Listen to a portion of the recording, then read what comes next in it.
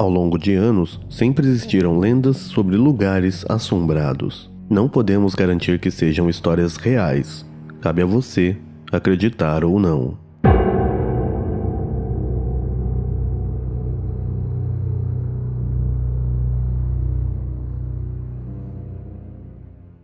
O Sanatório Waverly Hills.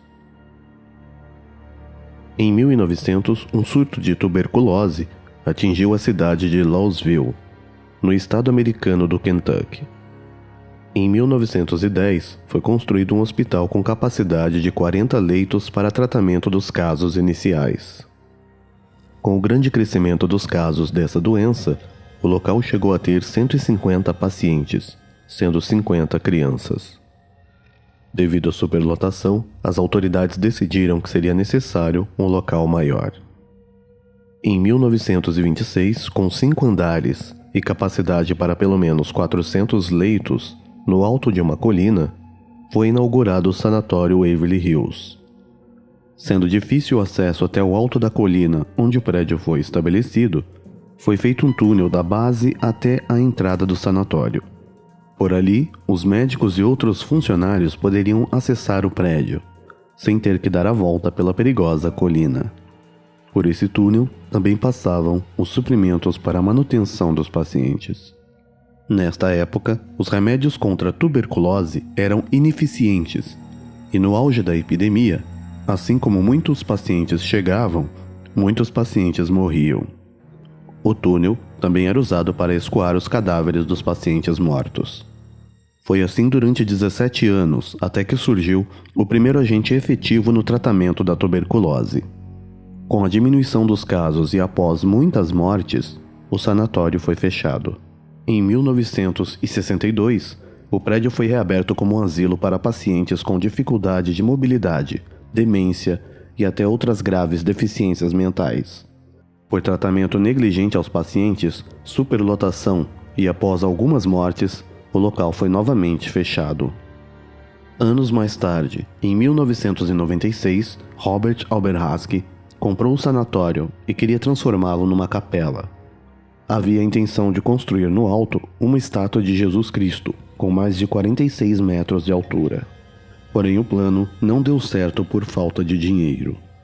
Durante todo esse período, muitas pessoas relataram ter visto vultos, fantasmas, ouviram barulhos, coisas sendo derrubadas, passos e outras coisas sem explicação, como se o local fosse assombrado pelos pacientes.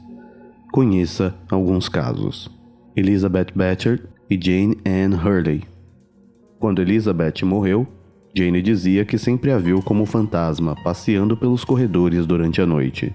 Após a morte de Jane, outras pacientes dizem ter visto as duas passeando pelo corredor do quarto 418. O fantasma do pequeno Timmy. Timmy era uma criança que morreu ali aos 10 anos de idade. Ele sempre costumava brincar com as bolinhas que ficavam na área infantil do sanatório. Após a sua morte, algumas enfermeiras e demais crianças viam as bolas se moverem como se alguém as empurrasse. Segundo eles, seria o fantasma do garoto. Joseph Cottons. Joseph era um médico que tentou uma forma alternativa de diminuir o sofrimento das vítimas de tuberculose.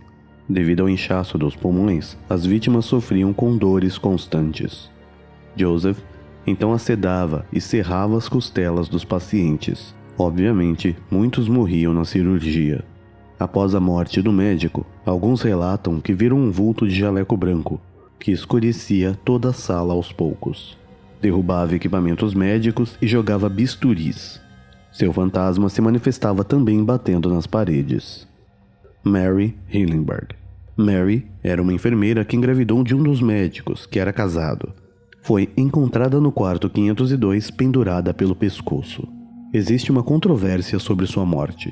Alguns dizem que o médico tentou fazer um aborto em Mary e ela havia morrido. Tentando escapar do crime, ele forjou uma cena de suicídio. Desde então, dizem que seu espírito vaga pelos corredores do prédio, tentando contar a verdadeira causa de sua morte. Desde 2001, o prédio vem sendo restaurado e é aberto à visitação mediante pagamento de $22 pela permanência de 1 hora no local. Ou ainda é possível passar uma noite por lá, mediante pagamento de $100. E você, já teve uma experiência parecida? Não podemos garantir que esses relatos sejam reais. Cabe a você acreditar ou não.